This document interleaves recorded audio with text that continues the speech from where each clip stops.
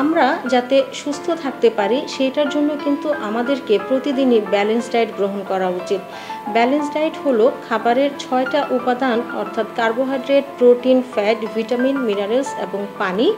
এই 6টি উপাদান যে খাবারের মধ্যে একটা নির্দিষ্ট পরিমাণে এবং নির্দিষ্ট অনুপাতে থাকবে এবং যেটা শরীরের সব ধরনের চাহিদা পূরণ করতে পারবে, সেই খাবারটাকেই ব্যালেন্স ডায়েট বলা হয়। আজকাল দেখা যায় অনেকেই খাবার থেকে কার্বোহাইড্রেট বাদ দিয়ে দিচ্ছেন, আবার অনেকে শরীরের জন্য ভালো না এটা ভেবে তেল বাদ দিয়ে দিচ্ছেন। এটা কিন্তু আসলে একেবারেই ঠিক না। আমাদেরকে প্রতিদিনই খাবারের 6টা উপাদানই খাবারে থাকে এরকম খাবার খেতে হবে। যদি আমরা খাবার থেকে কোনো একটা উপাদানও বাদ দিই তাহলে কিন্তু সেটা আর ব্যালেন্স ডায়েট হলো না এবং আমাদের শরীরের জন্য সেটা কিন্তু আলটিমেটলি ক্ষতির কারণ হয়ে যাবে একসময়। হয়তোবা আমরা এই বিভিন্ন রকম ভিটামিন বা মাইক্রোনিউট্রিয়েন্টের জন্য যে ক্ষতিটা হয় আমাদের শরীরে সেটা আমরা ইনস্ট্যান্ট বুঝতে পারবো না। এটার কিন্তু একটা লং টার্ম ইফেক্ট আমরা একটা সময় বুঝতে পারবো। সেই জন্য আমাদের খাবারটা ব্যালেন্সড হওয়া উচিত। ব্যালেন্স ডায়েটের মধ্যে কার্বোহাইড্রেটকে আমরা অনেকেই বাদ দিয়ে দিই, কিন্তু কার্বোহাইড্রেট যদি আমরা বাদ দিই তাহলে কিন্তু প্রোটিন এবং ফ্যাটের সংশ্লেষণটা বাধা পাবে বা হবে না। সেটার জন্য কার্বোহাইড্রেট কিন্তু অনেক বেশি গুরুত্বপূর্ণ এবং আমাদের প্রতিদিনের কাজ করার যে এনার্জিটা আমরা পাই সেটাও কিন্তু কার্বোহাইড্রেট থেকেই আসে, যার জন্য আমাদের প্রতিদিনের খাবারের তালিকায় অন্তত একবেলা হলেও অল্প পরিমাণে কার্বোহাইড্রেট জাতীয় খাবার রাখতে হবে।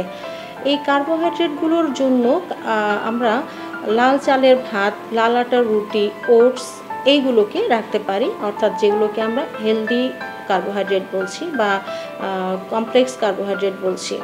এছাড়াও প্রোটিনের জন্য যেগুলো লিন প্রোটিন সেগুলো আমাদের শরীরের জন্য ভালো, তাই প্রতিদিনের খাবারের তালিকায় ডিম, মাছ, মুরগি, বিভিন্ন রকম ডাল, ছোলা, মটরশুঁটি, বাদাম এইগুলো আমরা রাখতে পারি। অনেকেই আমরা ডিম খাই না। ডিম খুব পুষ্টিকর একটা খাবার, মানুষের শরীরের জন্য যতগুলো পুষ্টি উপাদান দরকার তার সবগুলোই কিন্তু আমরা ডিমে পাবো।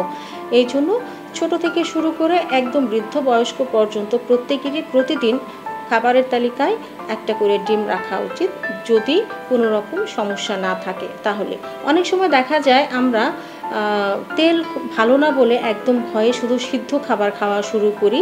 আসলে তেল কিন্তু আমাদের শরীরের জন্য একটা মিনিমাম অ্যামাউন্টের দরকার হয়, অর্থাৎ আমাদের শরীরে যে ফ্যাট সলিউবল ভিটামিনগুলো থাকে সেগুলোর অ্যাবজর্পশনের জন্যও কিন্তু কিছুটা তেলের দরকার হয়।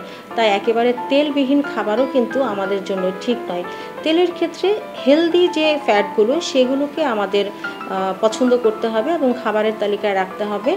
অর্থাৎ বাদাম আমরা রাখতে পারি খাবারের তালিকায়, অথবা খাবারের তালিকায় রাখতে পারি মোনো আনস্যাচুরেটেড এবং পলি আনস্যাচুরেটেড যে ফ্যাটগুলো আছে সেগুলোকে আমরা খাবারের তালিকায় ইনক্লুড করব। ভিটামিন এবং মিনারেলসের জন্য আমাদেরকে প্রতিদিনই খাবারের তালিকায় প্রচুর পরিমাণে শাকসবজি এবং রঙিন ফলমূল রাখতে হবে। একজন প্রাপ্তবয়স্ক মানুষের প্রতিদিনের খাবারের তালিকায় 25 থেকে 30 গ্রাম ফাইবার যুক্ত খাবার রাখা উচিত। এই ভেজিটেবল এবং ফল থেকে কিন্তু আমরা পর্যাপ্ত পরিমাণে ফাইবারটা পাবো। এছাড়াও একজন মানুষের কিন্তু প্রতিদিনই খাবারের তালিকায় 400 গ্রাম শাকসবজি এবং ফল থেকে আসতে হবে।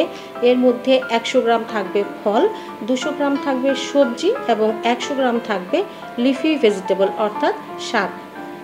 এইগুলো কিন্তু খাবারের তালিকায় তাকে রাখতে হবে। এছাড়াও প্রতিদিনই কিন্তু পানির পরিমাণটাও আমাদেরকে অবশ্যই মাথায় রাখতে হবে।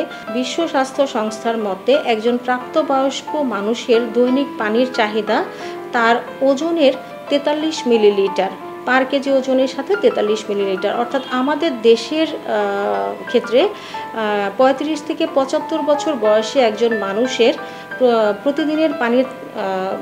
প্রতিদিনের পানির চাহিদা 1.5 লিটার থেকে 3.5 লিটার পর্যন্ত হওয়া উচিত। এর সাথে সাথে যদি কারো সোয়েটিং বা ঘাম খুব বেশি হয় তাহলে কিন্তু তার পানির চাহিদা অনেক বেড়ে যাবে।